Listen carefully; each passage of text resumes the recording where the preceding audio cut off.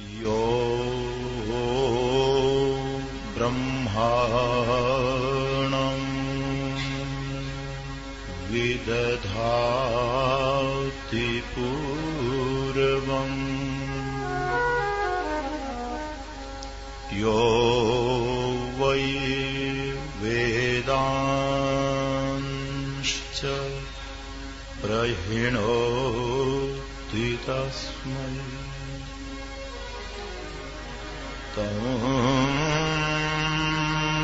महदेव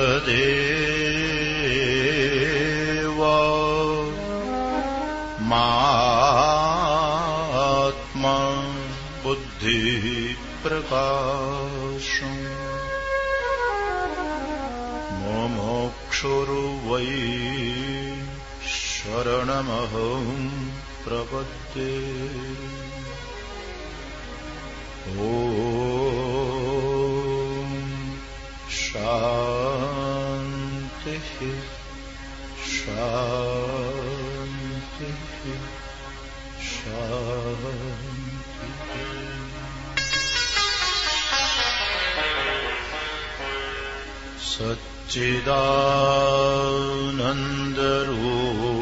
सच्चिदानन्दरूपाय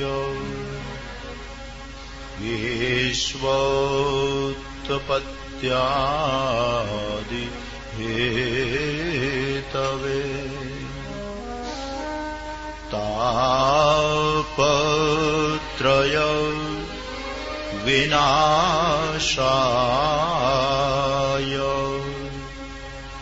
श्रीकृष्णाय वयं नमः।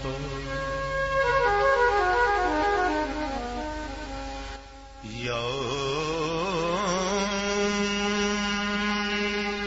प्रव्रजन्तमनुपेत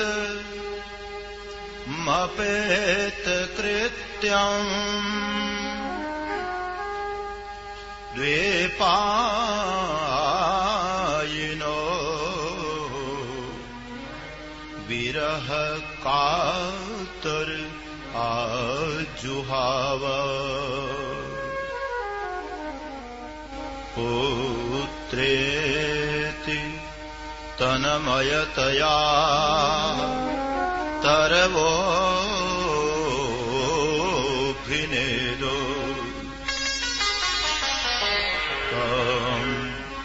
सर्वभूतहृदयं मुनिमान्नतोऽस्मि। जन्माद्यस्य यतोऽनवयादितरतश्चार्थेष्वभिज्ञस्वराट् तेने ब्रह्म हृदाय आदिकवये मुह्यन्ति यत्सूरयः तेजो वारि मृदां यथा विनिमयो यत्र त्रिसर्गो मृषा धाम्ना स्वेन सदा निरस्तकुहकम् सत्यं परं धीमहि सत्यं परं धीमहि। ॐ शान्तिः शान्तिः शान्तिः।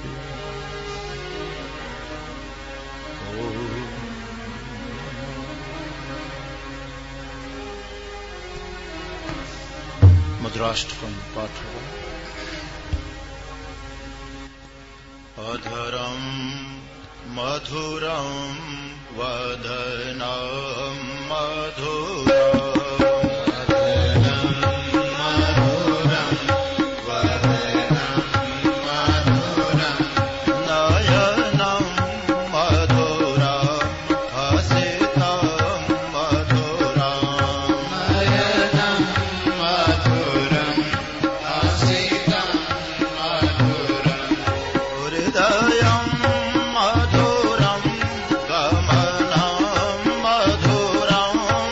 हृदयं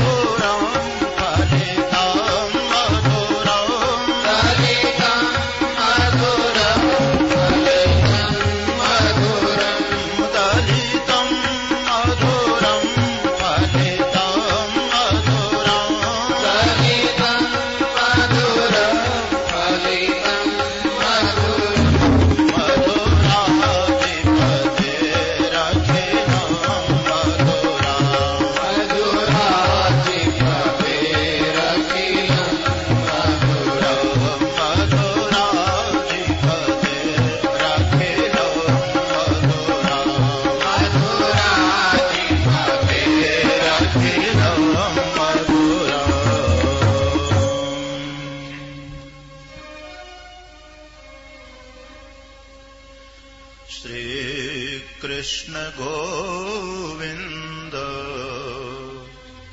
हरे मुरारे हे नाथ नारायण वासुदेवा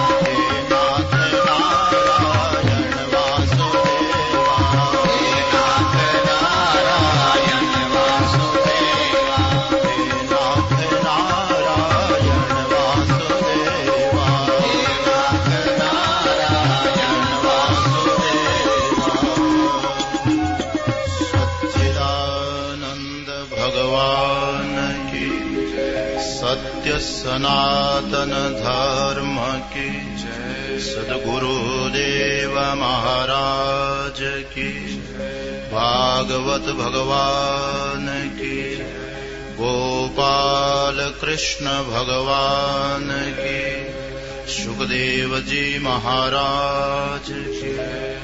ओम नमः पार्वती पतये हर हर महादेव।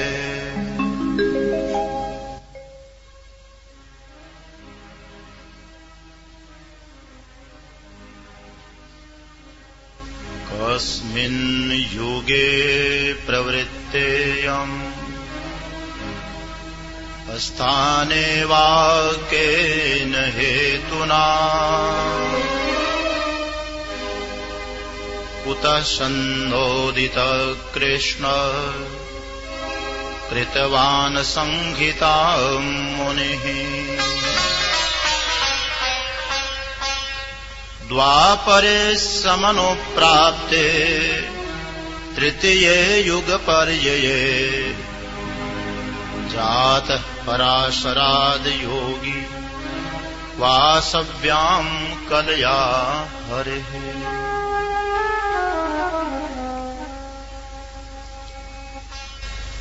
प्रेमपुरी आश्रम ट्रस्ट द्वारा आयोजित भागवत सप्ताह ज्ञान यज्ञ के द्वितीय दिवस की सायंकालीन सभा प्रारंभ हो रही है। प्रातः काल शौनक जी महाराज ने सूत जी महाराज से प्रश्न किया था कि परम पावनी भागवत कथा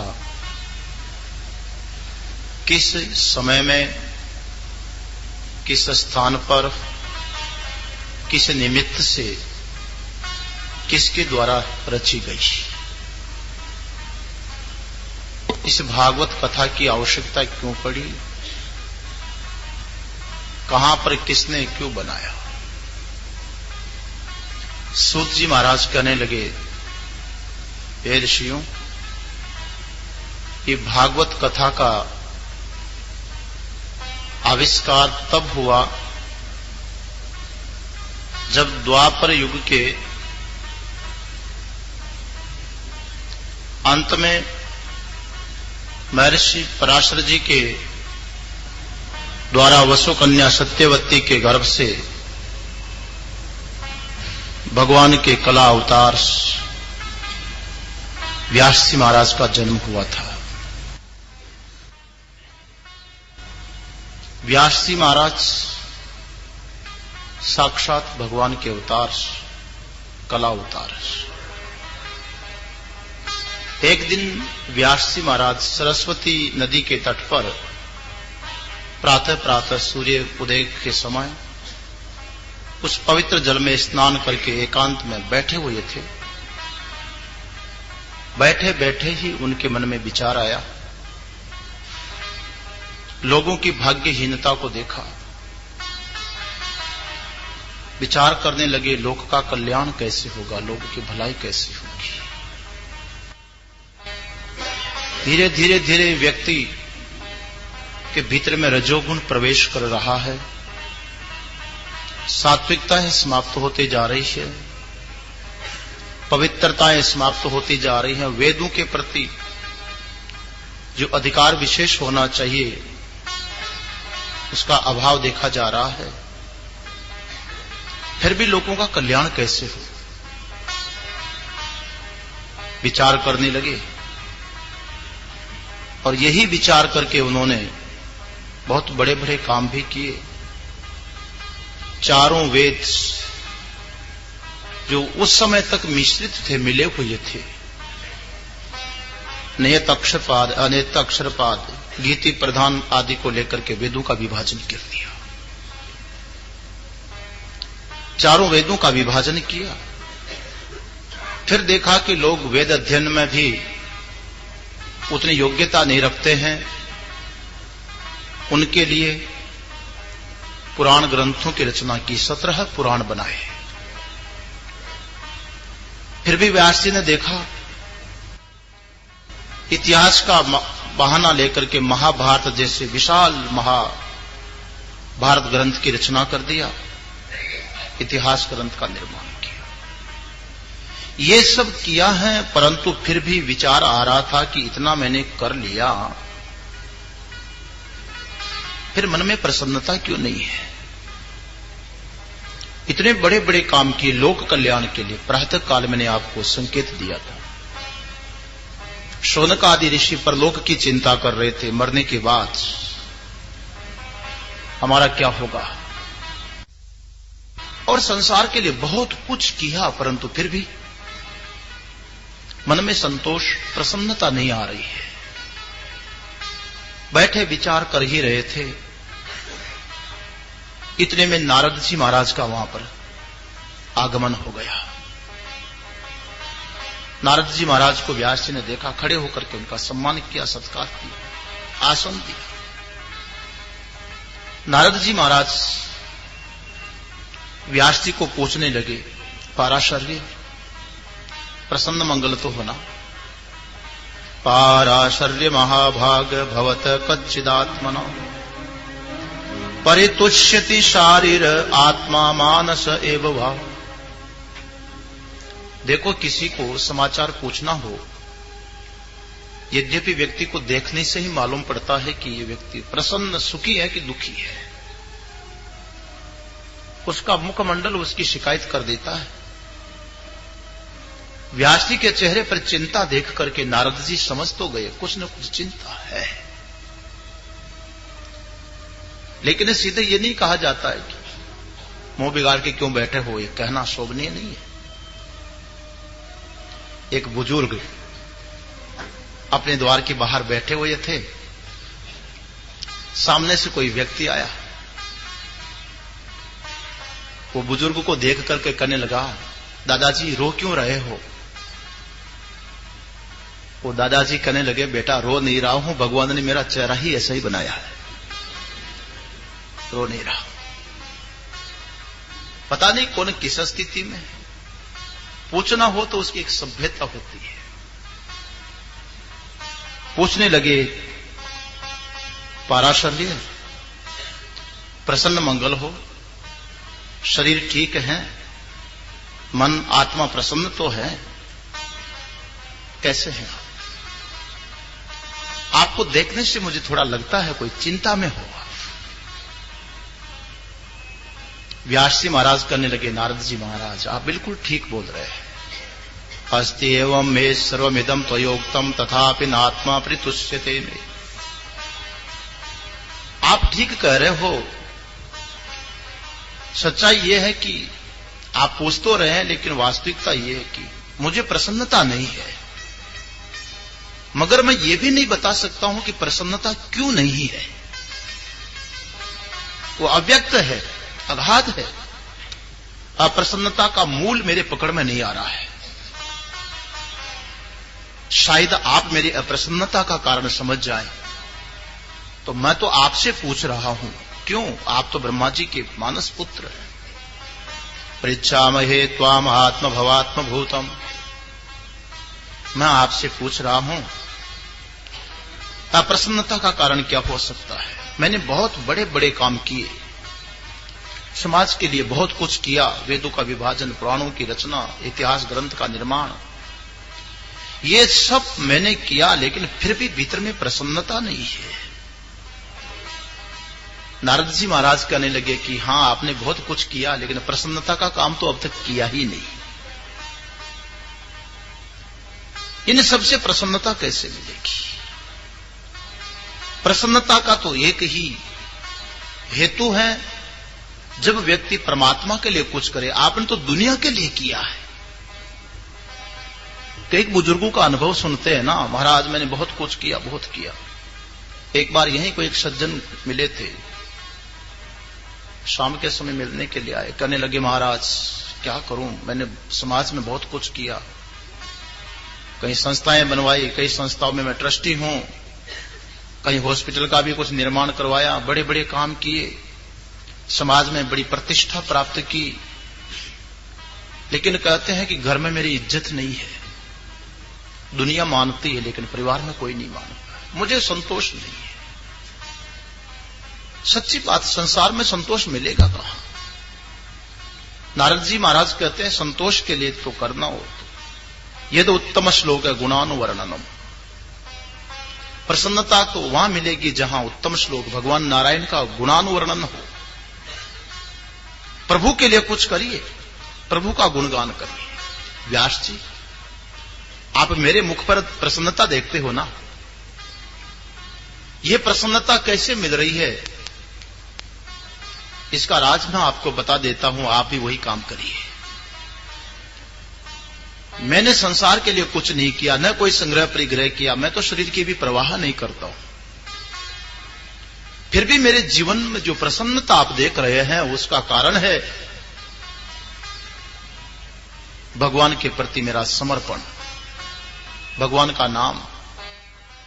अहम पुरातीत भवे भवम मुने दास्यास्तु कस्याश्चन वेदवादिनाम निरूपितो बालक एव योगिनाम शुश्रूषणे प्राविर्षि निर्विवक्षताम। हे व्यास जी महाराज, मैं पूर्व जन्म में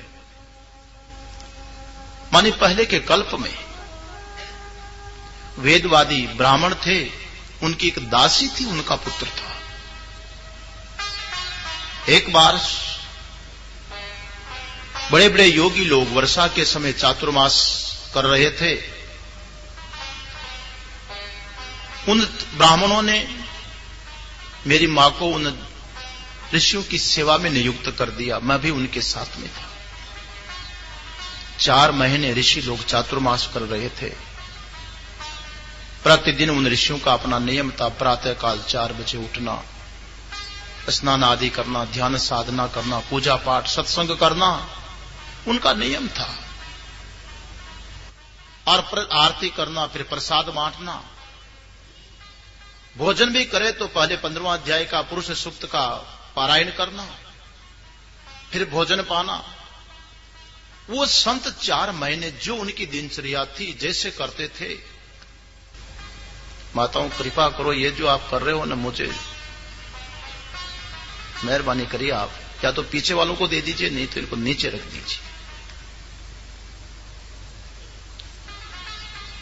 कबीरा ये मन एक है, भावे जहां लगाई। मन 2 काम एक साथ नहीं होंगे, ध्यान देना। एक ही काम होगा एक साथ। ऐसा मत करो। एक जगह कोई कथा कर रहे थे तो आपके जैसे ही कोई एक माई स्वेटर बुन रही थी। उत्तर भारत में वो ज्यादा चलता है, सर्दी पड़ती ना, तो स्वेटर बन रही थी। तो महात्मा ने, कथा करने वाले पंडित जी ने कहा, अरे माई, मेरी कथा सुनती हो कि स्वेटर बुनती हो? ध्यान से सुनना चाहिए ना। वो माई कहने लगी, महाराज मुझे पूरा विश्वास, आप जो कहोगे बिल्कुल सही कहोगे, ध्यान से नहीं सुनूंगा तो भी मुझे विश्वास। तो ऐसे विश्वास से कथा मत सुनो माताओं, थोड़ा ध्यान रखो। जिसके लिए आए हैं वो काम करिए, अतिरिक्त समय निकालना चाहिए। व्यास जी महाराज कहते हैं कि मेरे जीवन में जो प्रसन्नता है उसका कारण यह है कि मैंने 4 महीने संतों का संग किया। मैं संतों की बालक तो था, लेकिन यथाशक्ति सेवा करता रहा। वो संत भी मेरे से बड़े प्रसन्न थे, मुझे बड़ा प्रसन्न होकर के आशीर्वाद देते, भगवान का नाम संकीर्तन करते। मुझे भी बोलते, बेटा तू भी बोलो, श्रीमन नारायण नारायण नारायण श्रीमन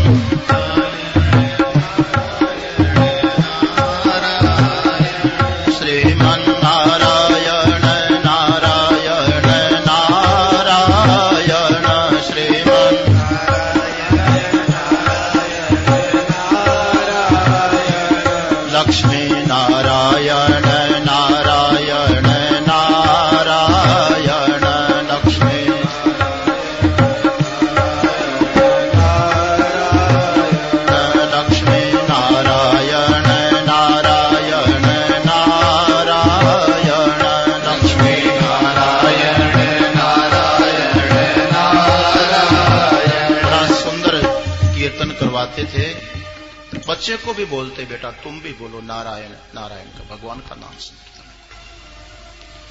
नारद जी महाराज कहते हैं, उन संतों के साथ मैं भी कीर्तन करता हूं। जब चातुर्मास समापन हुआ, जाते समय गुह्यतम गोपनीय ज्ञान का उपदेश भी संत मुझे करके गए। क्योंकि प्रभु का नाम लेते लेते चित्त की शुद्धि हो गई थी। पात्र को ज्ञान दिया जाता है, भगवान नाम के बिना पात्रता आ ही नहीं सकती है। गोपनीय ज्ञान का उपदेश देकर के संतों का चातुर्मास पूर्ण हुआ, चल पड़े, ऋषि चले गए। उन ब्राह्मणों की दासी मेरी मां थी, उनकी अन्य सेवा में लग गई। मैं भी मां की ममता से जरा बंधा हुआ था। एक दिन प्रातः प्रातः अंधेरे में ही मेरी मां किसी गोष्ठ में गोश्त का दूध निकालने के लिए जा रही थी और रास्ते में कोई सर्प दंश कर गया और वहीं पर मां खत्म हो गई। एकमात्र मां का ही मेरे बंधन था और भगवान ने वो बंधन भी काट दिया। 4 महीने संतों का संग सुना, इसलिए मां जाने पर मुझे दुख नहीं हुआ, बल्कि ये सोचा चलो एक बंधन था व्यवहारिक, वो भी कट गया, अब कोई बंधन नहीं रह गया है। मैं भगवान का भजन करने लगा। एक दिन तो वहां से निकल पड़ा, किसी जंगल में चला गया। जंगल में जाकर के एक पेड़ के नीचे बैठा और विचार आया कि वो जो संत ध्यान साधना करते थे, जो उपदेश देकर के गए हैं, मैं उस तत्व का अनुभव करूं, ध्यानावस्था में बैठ करके अनुभव करूं। नारद जी महाराज कहते हैं किसी वृक्ष के, पीपल के पेड़ के नीचे मैं बैठा और संतों के द्वारा दिए हुए ज्ञान के अनुसार मैं उस परम शक्ति परमात्मा का ध्यान चिंतन करने लगा। जो ही वृत्ति एकाग्र हुई, ऐसे एक अलौकिक आनंद की अनुभूति हुई।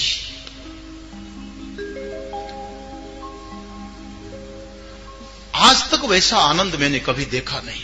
दिव्य प्रकाश, आनंद प्रकाश, चैतन्य प्रकाश का मैंने ध्यानावस्था में अनुभव किया। एक दिन मेरी वृत्ति बिखर गई, बाद में फिर बार बार पुनः पुनः चेष्टा करता हूं कि वो जो दिव्य आनंद, एक झलक दिव्य प्रकाश सामने आया, उसको फिर से आनंद लूं। बड़ी चेष्टा किया, लेकिन वो स्थिति बनी नहीं और आनंद मुझे मिला नहीं। आकाशवाणी सुनाई पड़ी, बालक, ये जो दर्शन तुमने किए हैं, ये तुम्हारी साधना का परिणाम नहीं, ये तो उन संतों के किए हुए संग का प्रभाव है। संतों के संग के प्रभाव से, उनके आशीर्वाद से ये दिव्य दर्शन की झलक, आनंद की झलक, ज्योति की अनुभूति तुम्हें कुछ क्षणों के लिए हुई है। इसको अनुभव करने के लिए और तुम्हें साधना की आवश्यकता है, और सबसे श्रेष्ठ साधना तो है भगवान का नाम। सब छोड़ करके भगवान के नाम संकीर्तन में लग जाइए, इससे बढ़कर के कोई साधन नहीं हो सकता है। नारद जी महाराज कहते, तभी से मैं भगवान के नाम संकीर्तन में लग गया, वीणा हाथ में उठा ली, स्वतंत्र विचरण करने लगा, कहीं किसी प्रकार से बंधा नहीं, निरंतर यही चलता था। श्रीमन नारायण नारायण नारायण, श्रीमन नारायण नारायण नारायण, श्रीमन नारायण नारायण नारायण, श्रीमन नारायण नारायण नारायण, लक्ष्मी नारायण नारायण नारायण,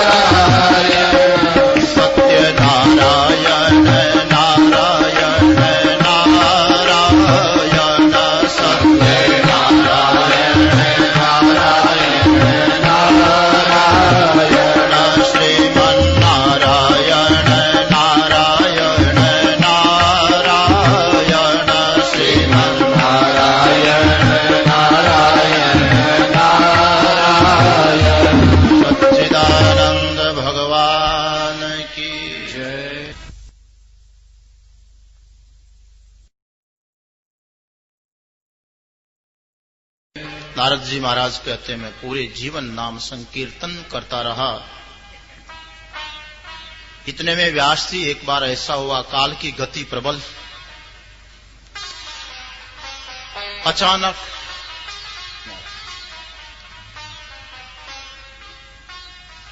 जैसे कोई आकाश में बिजली पहुंच जाती है, अचानक मेरा अंतिम समय आ गया, मेरी मृत्यु आ गई। हुआ ये कि ब्रह्मा जी महाराज के सोने का वक्त आ गया था। नैमित्तिक प्रलय का समय आ गया। जब ब्रह्मा जी महाराज सोए तो सब के सब प्राणी ब्रह्मा जी के हृदय में समाहित हुए, और जब तक वो प्रलय रहा तब तक मैं भी ब्रह्मा जी के हृदय में प्रलय काल में उसी में विलीन रहा। ब्रह्मा जी की रात बड़ी लंबी थी, तब तक समय की प्रतीक्षा करते रहे। कुछ मालूम भी नहीं था, वो तो ब्रह्मा जी जब जागे तब फिर वो संस्कार प्रकट हुए। ब्रह्मा जी की बड़ी लंबी रात होती है। कितने घंटे सोते होंगे ब्रह्मा जी अब हमारी कल्पना में? कितने सोते होंगे? ब्रह्मा जी का दिन कितना होगा? 12 घंटे का, 14 घंटे का, 24 घंटे का दिन होता होगा। महाराज बड़ा लंबा है। सहस्र युग पर्यन्ते उत्थायेदम ससृक्षतः मरीचि मिश्रा ऋषय प्राणेभ्यो हम च जगगिरे। ब्रह्मा जी महाराज सोए तो महाराज चतुर्युगी 1000 बार बीत गई, तब तक सोते ही रहे। इतनी लंबी रात होती है। चतुर्युगी सत्य, त्रेता, द्वापर और कलयुग, ये चारों युग एक बार निकलने पर एक युगी चतुर्युगी कही जाती है। केवल कलयुग का जो समय है वो 4,32,000 वर्ष का होता है, कलयुग का समय। और इसका दुगना होता है द्वापर का समय, 8,64,000 वर्ष का। और इसमें और कलयुग का समय जोड़ देंगे तो 12,96,000 वर्ष का त्रेता होगा। फिर कलयुग का समय और जोड़ने पर 17,28,000 वर्ष का सत्य युग होता है। चारों युगों को मिलाने पर 43,20,000 वर्ष हो जाते हैं। माने 43,20,000 वर्ष की एक चतुर्युगी, और इसको 1000 से गुणा कर दीजिए।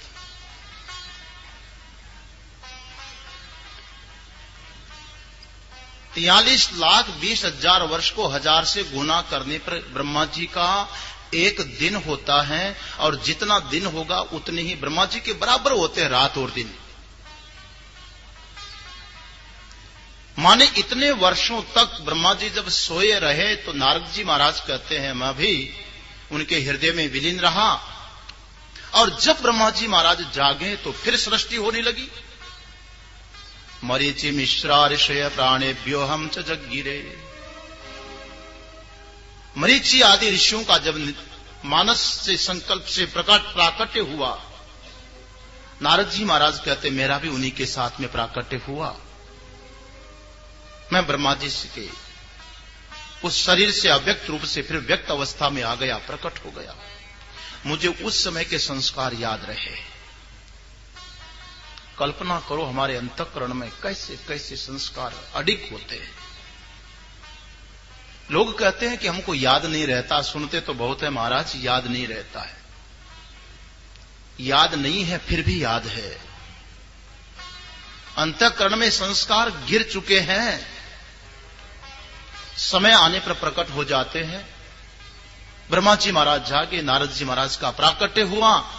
नारद जी कहते फिर भी मैं इसी भगवान के नारायण के भजन में, कीर्तन में लग गया।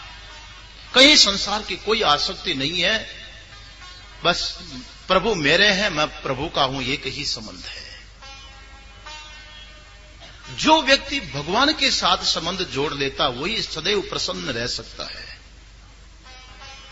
दुख के साथ संबंध जोड़ेंगे तो दुख मिलेगा ना। जहां सुख है वहां पर संबंध जोड़ो तो सुख मिलेगा, आनंद मिलेगा। संसार में सुख नहीं, यहां तो दुख है। दुखियों से संबंध जोड़ोगे तो आग को पकड़ोगे तो जलोगे, बर्फ में गिरेंगे तो खून जमेगा, जिसका संग करोगे उसका असर पड़ेगा।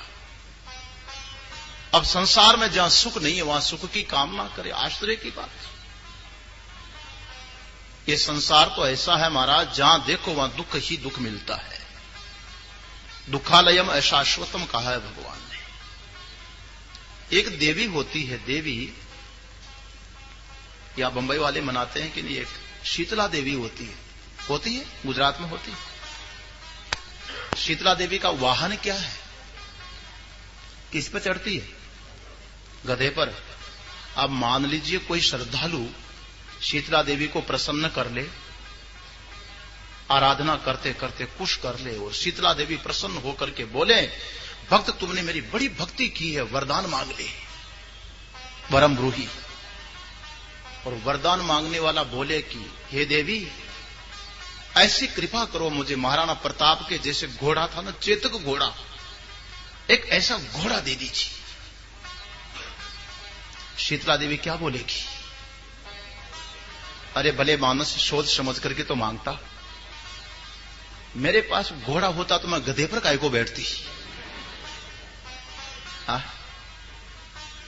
तो जिसके पास जो होगा वही तो मिलेगा। नारद जी महाराज कहते, व्यास जी तुम दुनिया की फिक्र कर रहे हो, दुनिया में तो दुख ही दुख है। ये दुनिया में सुख नहीं है, सुख तो सुख स्वरूप के साथ में संबंध जोड़ने पर मिलता है। नारायण का चिंतन में लगा हूं, नारायण का कीर्तन करता हूं, दुनिया से संबंध नहीं, मैं भगवान का हूं, भगवान मेरे हैं, मेरा संबंध वहां है। इसलिए मेरे जीवन में आप आनंद देख रहे हो। ऐसा कोई करो जो भगवान के लिए तुम्हारा उद्यम हो, तो प्रसन्नता अवश्य में मिलेगी। मैंने तो मेरी बात आपको बता दी, जैसा आपको ठीक लगे करिए। व्यास जी महाराज को नारद जी का सुझाव अभिप्राय समझ में आ गया। विचार किया कि अब तक हमने जो किया है वो दुनिया के लिए किया है, अब अपने आत्म कल्याण के लिए मेरे प्रभु का चिंतन करूंगा, पदे पदे प्रभु का चिंतन करूंगा। तब इस भागवत का निर्माण हुआ। ब्रह्मनद्याम सरस्वत्याम आश्रम पश्चिमे तटे सम्या प्रासयति प्रोक्त ऋषीणाम सत्रवर्धनः तस्मिन् स्वाश्रमे व्यासो बद्री षण्ड मंडिते आसीनोप उपसृप्य प्रणिदध्यो मनः स्वयं। व्यास जी महाराज सरस्वती नदी के तट पर सम्यप्रास नाम का जो आश्रम है वहां पर बैठे, जहां बड़े बड़े ऋषि महर्षियों के यज्ञ चलते रहते हैं। उस आश्रम में बद्री वृक्षों के बीच में बैठ करके और जल स्पर्श करके पवित्रता प्राप्त किया, मन को शांत किया, निर्मल किया, और वहां बैठ करके इस परमहंसों की संगीता श्रीमद् भागवत का निर्माण किया। अनर्थोपशमम साक्षाद भक्ति योगम अधोक्षजे लोकस्या जानतो विद्वांस चक्रे सात्वत संगीताम। ये परमहंसों की संगीता श्रीमद् भागवत का निर्माण वहां बैठ करके व्यास जी महाराज ने किया, और भागवत रचना करके फिर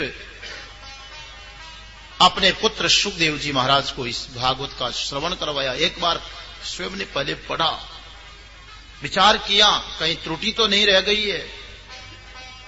स्वयं चिंतन करने के पश्चात सुखदेव जी महाराज को इस भागवत का अध्ययन करवाया, तब ये भागवत रचना हुई।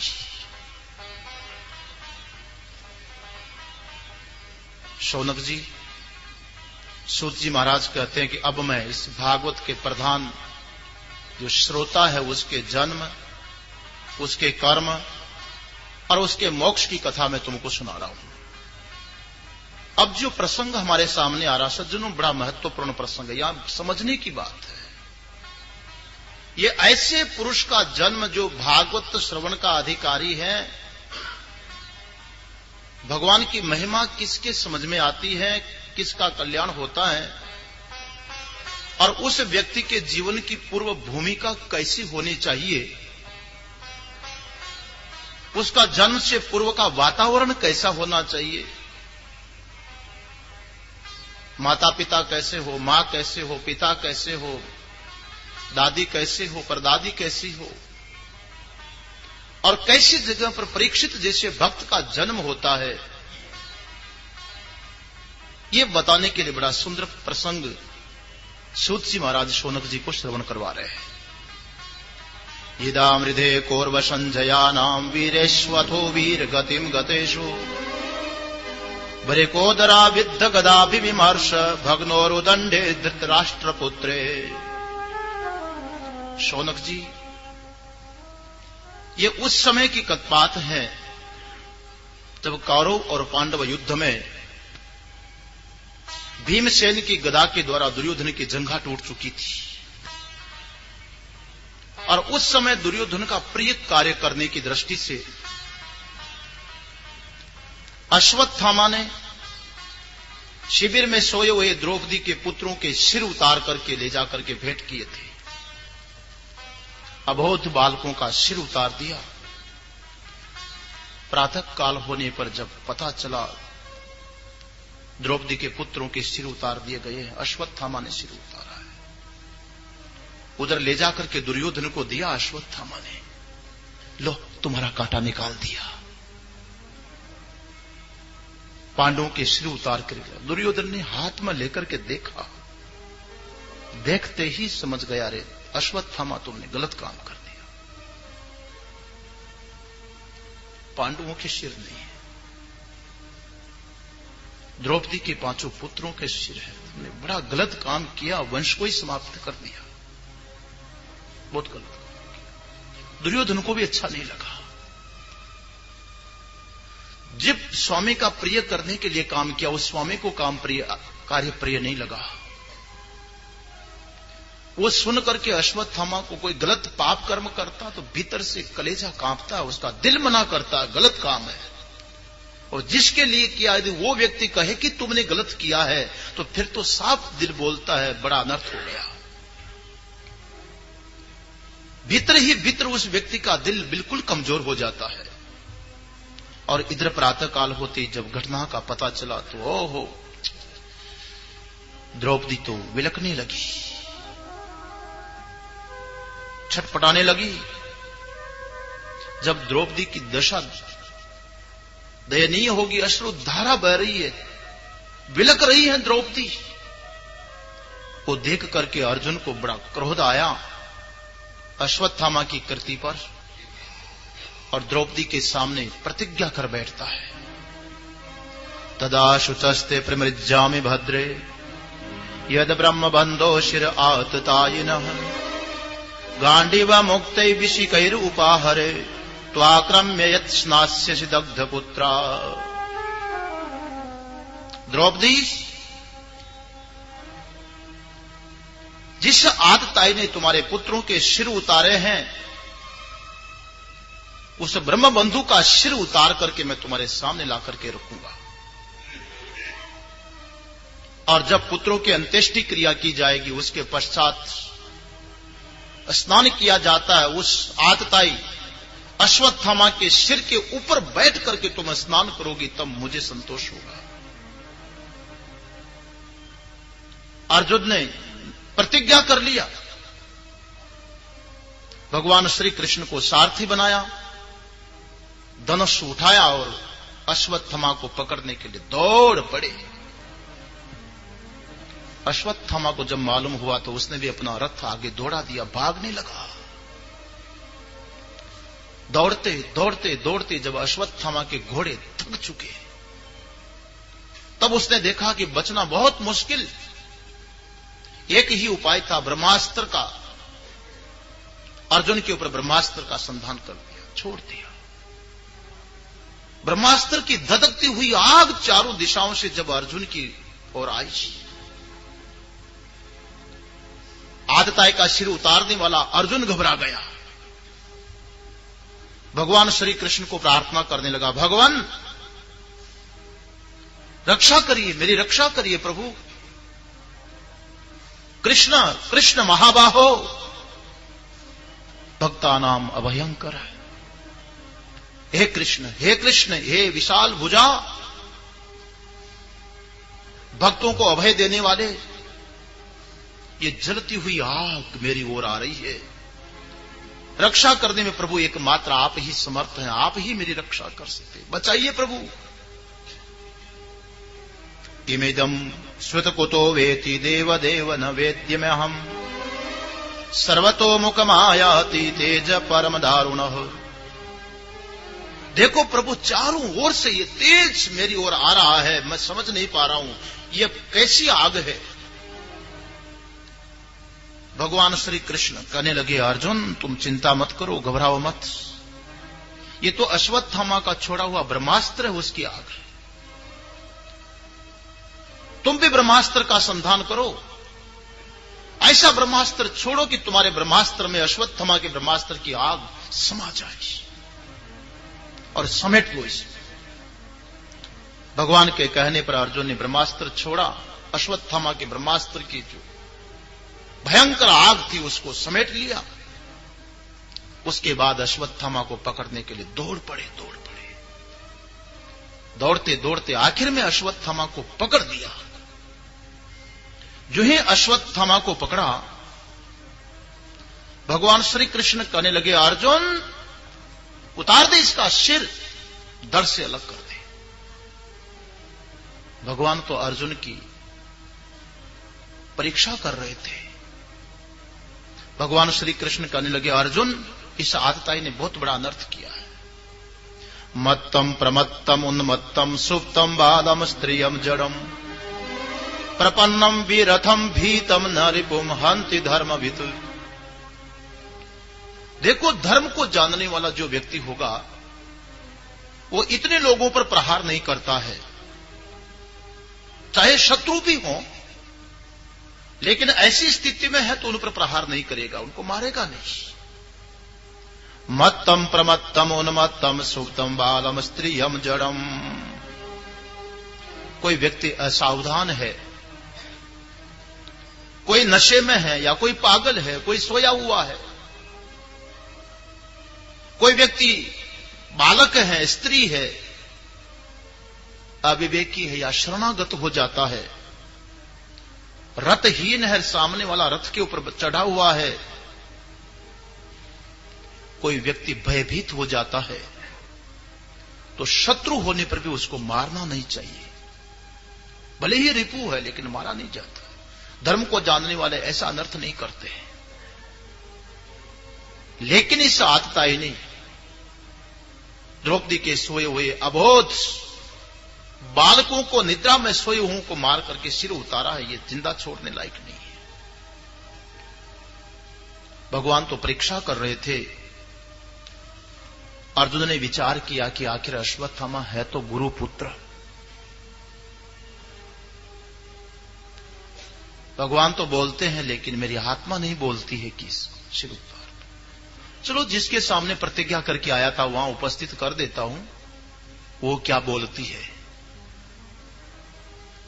पकड़ करके ले गए, द्रौपदी के सामने उपस्थित किया। लो, मैं तो सिर उतार के लाने की बात की थी, लेकिन सशरीर तुम्हारे सामने लाकर के खड़ा कर दिया हूं। अब तुम्हारी जो मर्जी, क्या करना। देखते हैं अश्वत्थामा सिर नीचा करके लज्जित है, अपराधी नीचा सिर करके खड़ा है। उसकी दशा देख करके द्रौपदी से रहा नहीं गया। महाराज, कैसी करुणा द्रौपदी के भीतर। उवाच चाहसन्ति अस्य वन्दना नयनम सति मुच्यताम एष ब्राह्मणो नितराम गुरु। द्रौपदी कहने लगी, हे पतिदेव, छोड़ दीजिए, इनको छोड़ दीजिए। ये तो ब्राह्मण है, ब्राह्मण तो गुरु होता है। मुच्यताम, छोड़ दो। अर्जुन मानो पूछने लगा द्रौपदी को, तू छुड़ा रही है, तेरे बच्चों का सिर उतारा है। हाँ प्रभु, मुझे मालूम है। जब अपने ही संतान मारी जाती है तो मां के साथ में मां का हृदय इतना कोमल होता है, वो कैसे सहन कर पाएगी। पुत्र मारे जाने पर जो वेदना होती है, इस वेदना को तो मैं समझ रही हूं न पतिदेव। जिसके फटे न पैर बिवाई, क्या जाने वो पीर पराई। जिसके पैर में बिवाई भी न फटी हो तो दूसरे की पीड़ा को क्या समझे। पतिदेव इस स्थिति को तो मैं समझ रही हूं। मारोदिदस्य जननी गौतमी पतिदेवता, यताहम मृतवत्सार्ता रोदिम्य श्रुमुखी मुहु। पतिदेव, मैं तो इसलिए बोल रही हूं कि जैसे मेरे पुत्रों के मारे जाने पर मैं बिलक रही हूं, ऐसी दशा उस ब्राह्मणी की न हो, इसकी मां की न हो। वो न बिलखे। जैसे मेरी अश्रु धाराएं बह रही है, वो भी तो मां है, उसके साथ क्या होगा। ये सुना तो भीम को क्रोध आ गया, रहा नहीं गया। भीम कहने लगा, द्रौपदी क्या बोल रही हो। तत्राहमर्षितो भीमस्तस्य श्रेयान् वद स्मृतो, न भर्तृ न चात्मानार्थे योहन सुप्तान शिशून वृथा। अरे द्रौपदी, ये जिंदा छोड़ने जैसा नहीं है। इस आतताई ने तो ऐसा काम किया, न तो स्वामी की को प्रसन्नता का काम हुआ, न अपनी प्रसन्नता का काम हुआ। व्यर्थ में ही बच्चों को मार दिया। ये छोड़ने जैसा नहीं है, मार दीजिए। तो क्या बोल रही हो। अर्जुन के सामने बड़ी समस्या खड़ी हो गई। द्रौपदी कहती इनको छोड़ देना चाहिए। भीम भगवान श्री कृष्ण कह रहे थे कि इसको मार देना चाहिए। अर्जुन भगवान श्री कृष्ण की ओर निहारने लगा। भगवान श्री कृष्ण ने तो केवल परीक्षा ली थी अर्जुन की। भगवान एक समाधान निकालते हैं। भगवान श्री कृष्ण अर्जुन को कहने लगे, अर्जुन ऐसा काम करो कि भीम का कार्य भी प्रिय हो जाए और द्रौपदी की इच्छा भी रह जाए और तुम्हारी प्रतिज्ञा भी पूर्ण हो जाए। ऐसा काम करो। ब्रह्म बंधुर्न हंतव्य आतता इव दार्हण, मयेवोभयमामनातम परिपाय्य अनुशासनम। भगवान कृष्ण कहते, देखो अर्जुन, नीति और धर्म की बात दोनों ही मैंने कही है। यह धर्म की बात तो है कि ब्रह्म बंधु न हंतव्य। ब्रह्म बंधु है तो भी उसको मारना नहीं चाहिए। ब्रह्म बंधु तो जानते हैं ना आप, जानते हैं। ब्रह्म बंधु का अर्थ है कि ब्राह्मण के घर में पैदा तो हुआ, लेकिन ब्राह्मण का लक्षण नहीं है। जिस कुल में पैदा हुआ उस परंपरा के लक्षण जिसमें नहीं, केवल जन्म से अपना संबंध जोड़ रहा है। ब्राह्मणत्व के लक्षण नहीं जिसके भीतर, वो ब्रह्म बंधु। क्षत्रिय के गुण जिसमें न हो परंतु क्षत्रिय कुल में पैदा हो तो क्षत्र बंधु। वैश्य कुल में पैदा हुआ और वैश्य के गुण उसमें न हो तो वैश्य बंधु। संस्कृत में छोटी सी गाली समझ लो, ये ब्रह्म बंधु है। ब्राह्मण कुल में पैदा हुआ लेकिन ब्राह्मणत्व नहीं है, ब्राह्मण के धर्म इसमें नहीं। परंतु धर्म यह है कि ब्रह्म बंधु होने पर भी मारना नहीं चाहिए। दूसरी नीति यह बोलती है आतताई वधारहण। जो आतताई होता है वो मार देने योग्य होता है, उसको मार देना चाहिए। आतताई 6 प्रकार के अपराध करने वाले को आतताई बोलते हैं।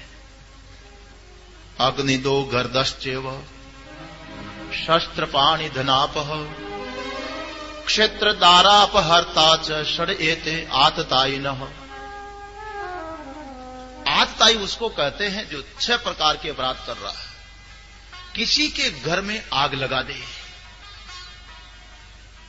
शस्त्र उठाकर के किसी पर प्रहार करे, निरपराधी को मारे, धोखे से जहर खिला दे, दूसरे का धन हड़प ले, दूसरे की संपत्ति, जमीन, मकान पर अधिकार कर ले, दूसरे की पत्नी पर कुदृष्टि करके हड़पने की कोशिश करे, ये सब आतताई के लक्षण है। और कौरव जो आतताई हैं, दुर्योधन आदि, उनका साथ देने वाला भी आतताई ही होता है। ये सारे आतताई के लक्षण इसके अंदर हैं। तो आतताई की दृष्टि से तो मार देना चाहिए, जिंदा छोड़ने काबिल नहीं है। और ब्राह्मण बंधु की दृष्टि से देखो तो मारने योग्य नहीं है। अब दोनों ही एक जगह टकरा गए हैं। ये ब्राह्मण बंधु भी है, ब्रह्म बंधु भी, और आतताई भी है।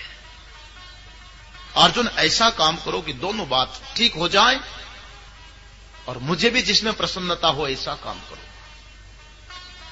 भगवान का संकेत अर्जुन समझ गया। अश्वत्थामा के ललाट पर मणि विशेष थी, जिसके प्रभाव से बड़े काम करता था, शक्ति थी। अश्वत्थामा के ललाट की जो मणि थी, अर्जुन ने तलवार निकाली, उसकी नोक से मणि को निकाल दिया।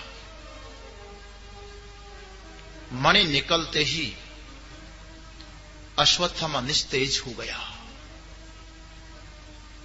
तेज समाप्त, शक्ति समाप्त। जिसे रस्सी से बांध रखा था, अर्जुन ने वो रस्सी भी खोल दी, लात मार करके भगा दिया। भाग, मर यहां से, चला जा। विमोच्य रसनाबद्धम बाल हत्याहत प्रभम तेजसा मणिना हीनम शिबिरासन निरापयतु वपनम द्रविणादानम स्थानयाद निर्यापणम तथा एष ही ब्रह्म बंधुनाम वदो नान्योस्ति दैहिकः।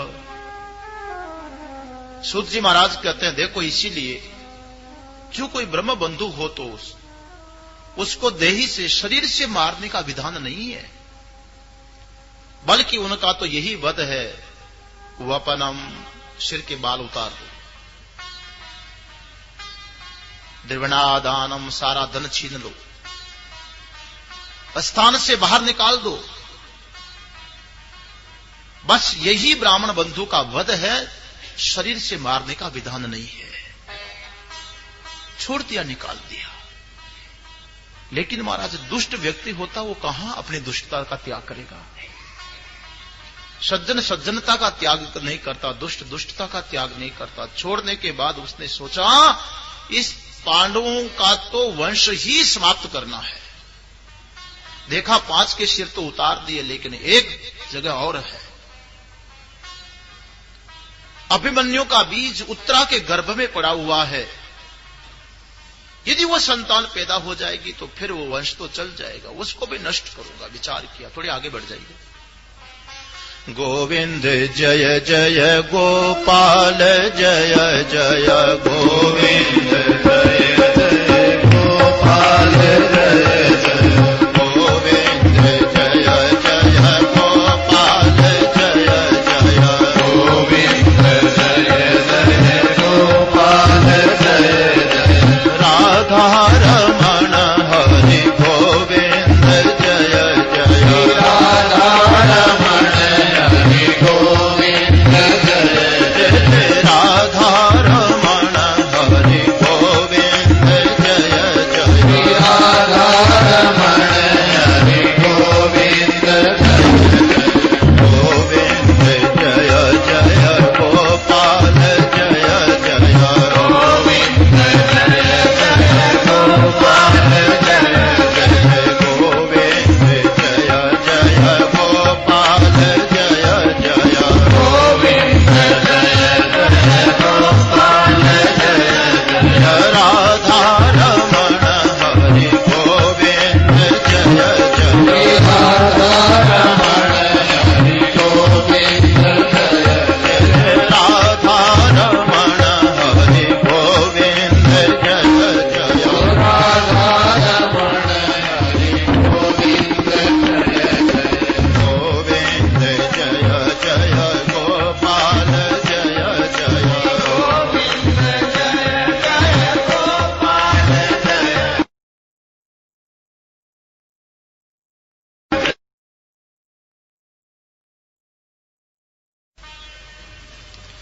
बस छूटते ही उसने विचार किया कि पांडव वंश को तो यहीं पर समाप्त करना ही है, आगे चले ही नहीं। अब की बार ब्रह्मास्त्र का प्रयोग किया सीधे उत्तरा के ऊपर। देखा कि अभिमन्यु का बीज इसके गर्भ में पड़ा हुआ है, वहीं नष्ट कर दो। जब उत्तरा की ओर धधकती हुई आग ब्रह्मास्त्र की आई, उत्तरा घबरा गई, विवल होकर के भगवान को पुकारने लगी, पाहि पाहि मा योगिन देव देव जगतपते नान्यम त्वद भयम पश्ये यत्र मृत्यु परस्परम। हे योगेश्वर, हे देवों के देव, हे जगतपति, हे भगवान कृष्ण, हे प्रभु रक्षा करिए, मेरी रक्षा करिए प्रभु। यहां तो सब एक दूसरे का काल बनकर के बैठे हुए हैं, कोई बचाने वाला नहीं, प्रभु आप ही एकमात्र रक्षक हैं।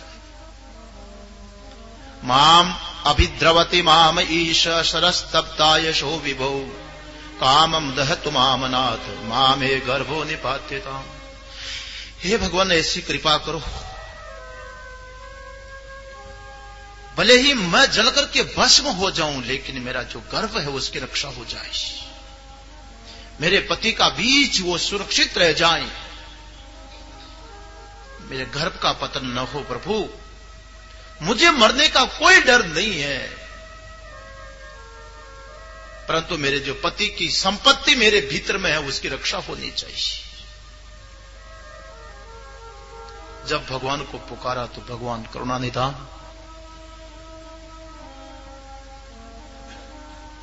व्यक्त अव्यक्त होकर के भगवान श्री कृष्ण उत्तरा के गर्भ में प्रवेश कर गए। महाराज, भक्तों की पुकार में प्रभु क्या नहीं करते, भीतर में प्रविष्ट हो गए,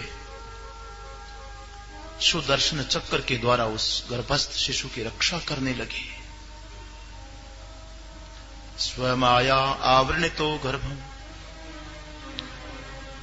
जो उसका गर्भ था माया के द्वारा आवृत कर दिया, ढक दिया उसको, सुरक्षित हो जाए।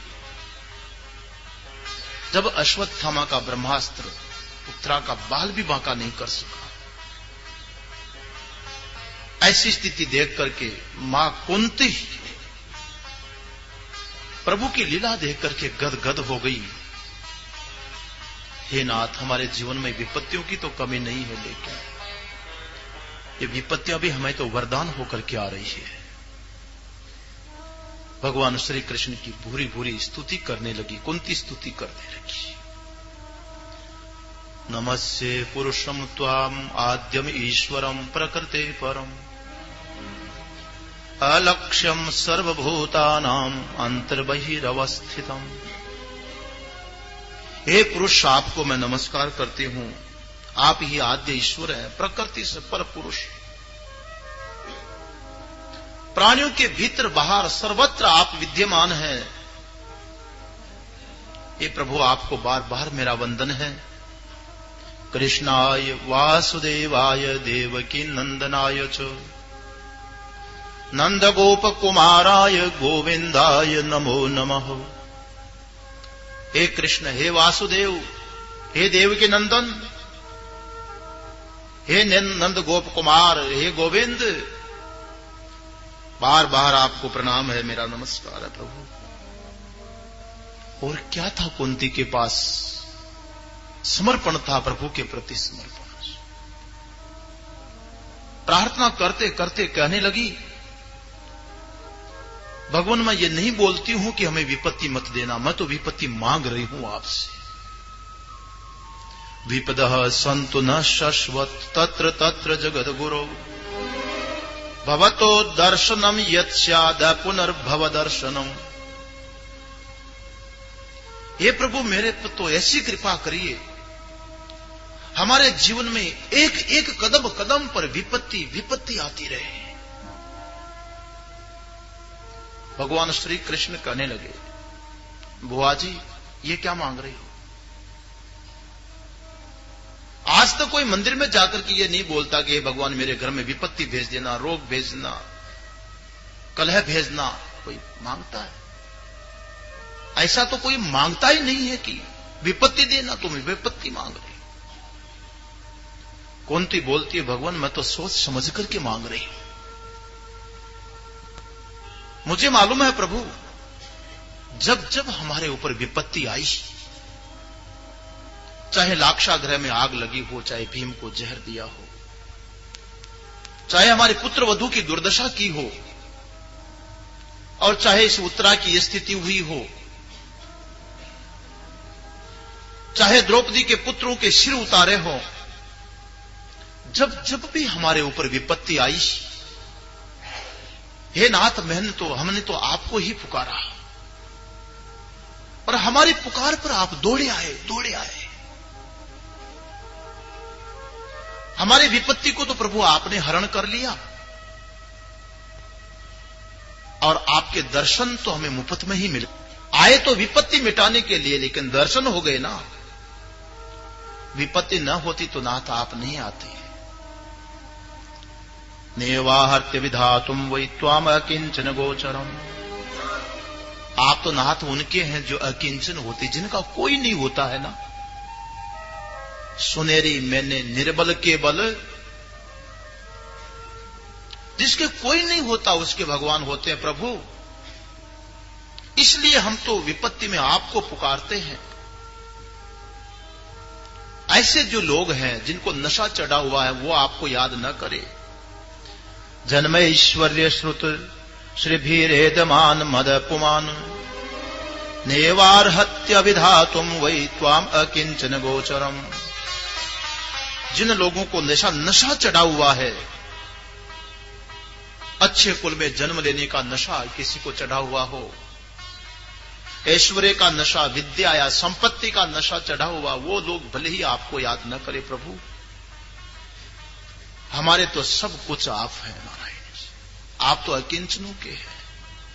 इसलिए सोच समझ करके मांग रही हूं कि हमें तो जीवन में विपत्ति देना।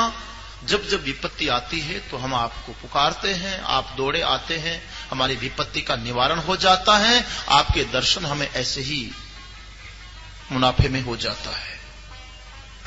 और आपका दर्शन जिसने कर लिया नारायण, पुनर्भव दर्शनम, जिसने प्रभु का दर्शन कर लिया उसको फिर भव दर्शन नहीं करना पड़ता है, फिर संसार दर्शन नहीं करना पड़ता। काहे को दुखा ले में आकर के गिरेगा वो? आपका दर्शन करने वाला तो प्रभु आपको प्राप्त हो जाता है। इसलिए सोच समझ करके वरदान मांगा। भगवान श्री कृष्ण भी चकित रह गए। कहा अच्छी बात, ठीक है, जैसा तुम मांगो। उसका उद्देश्य था हमें केवल आपकी जरूरत है प्रभु, आप किसी भी रूप में मिल जाए। भगवान चाहे संपत्ति में मिले या विपत्ति में मिले, भगवान का दर्शन जीवन का लक्ष्य है। कैसे भी मिले, किसी भी रूप से, किसी भी परिस्थिति में भगवान के दर्शन हो जाए। लेकिन ऐसी स्थिति आपको भी चाहिए दर्शन।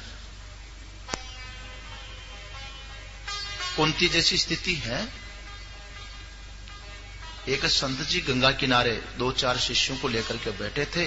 सुबह सुबह का समय था। प्रसन्न होकर के बोलते हैं, मेरे प्रिय शिष्यों, आज मैं बड़ा प्रसन्न हूं, कुछ मांगना हो तो मांग लो, जो तुम्हारी इच्छा हो। एक शिष्य खड़ा हुआ, हाथ जोड़ करके कहने लगा, गुरुदेव आप प्रसन्न हैं? हां। आप प्रसन्न हो तो कृपा करो मुझे भगवान का दर्शन करा दो। मगर गुरुदेव किसी प्रकार की शर्त नहीं होनी चाहिए। महात्मा लोगों से कई से पूछा तो शर्तें रख देते हैं। श्रवणानंद जी महाराज के पास जाओ, शर्त रख देंगे, देखो ऐसे दर्शन नहीं होंगे, पहले भजन करो, चित्त शुद्ध करो, जप करो, तप करो, योग करो। महाराज ये सब मेरे से होने वाला नहीं, मैं जैसा तैसा कैसा भी हूं, आप प्रसन्न है तो मेरी स्थिति देखे बगैर मुझे दर्शन करा दीजिए। महात्मा जी ने कहा, मैंने बोल तो दिया, ठीक है तुम कैसे भी हो दर्शन मैं कराऊं, लेकिन भगवान तो आह्वान के बिना नहीं आएंगे, मैं भगवान को बुलाता हूं, तुम तैयार रहना। संत ने एक क्षण के लिए नेत्र बंद किए, फिर आंख खोली। तुम तैयार हो भगवान के दर्शन? आप भी तैयार हो कि नहीं? बोलो, तैयार हो? कराना ही पड़ेगा फिर। संत जी ने आंख खोली, पूछा तुम तैयार हो? बोले हाँ महाराज।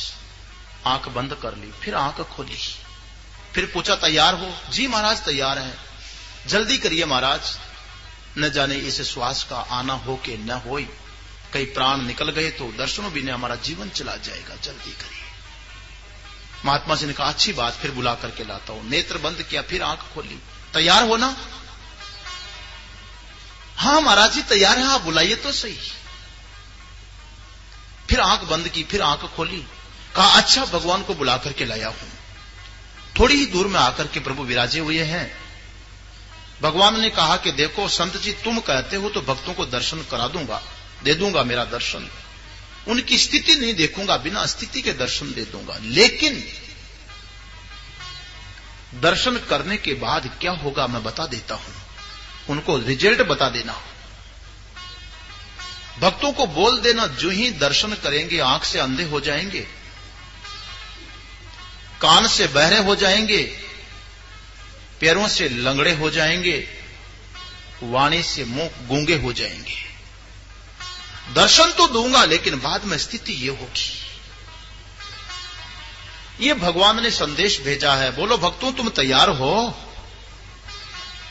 आपकी तो आप जानो, लेकिन उन भक्तों ने कहा महाराज हां दर्शन तो करने तो है, मगर अगर मगर शुरू हो गई तो मगर हाँ महाराज अभी बच्चा ने धंधा नहीं पकड़ा है, जरा सा 1 साल और बाकी है पढ़ाई का, धंधा पकड़ ले, बच्चे की शादी बाकी है वो भी कर दूं, थोड़ा बिजनेस ठीक ठाक कर दूं, उसके बाद फिर भगवान के दर्शन करेंगे, हो जाएंगे अंधे होंगे। संत जी कहने लगे तुम्हें पहले तो 1 मिनट का भी विश्वास नहीं था, क्या जाने इस श्वास का आना हो कि न हो। अब तुम्हें जब तक बच्चे की सर्विस धंधा नहीं लगेगा, बच्चे की शादी नहीं होगी, तब तक तुम्हारे श्वास पर भरोसा। इसका अर्थ है कि तुम भगवान को नहीं चाह रहे, भगवान से चाह रहे हैं। भगवान से डिमांड करने वालों की, भिखारियों की दुनिया में कमी नहीं है, लेकिन भगवान को मांगने वालों की कमी है। प्रभु हमें तो आपकी जरूरत है, कुंती से देखिए सीखिए, कैसी भी परिस्थिति दीजिए, हम परिस्थितियों से नहीं घबराएंगे, हर परिस्थिति में आपका दर्शन होना चाहिए। आपका दर्शन हो गया तो आप पुनर्भव दर्शनम, फिर भव दर्शन नहीं होगा। आशीर्वाद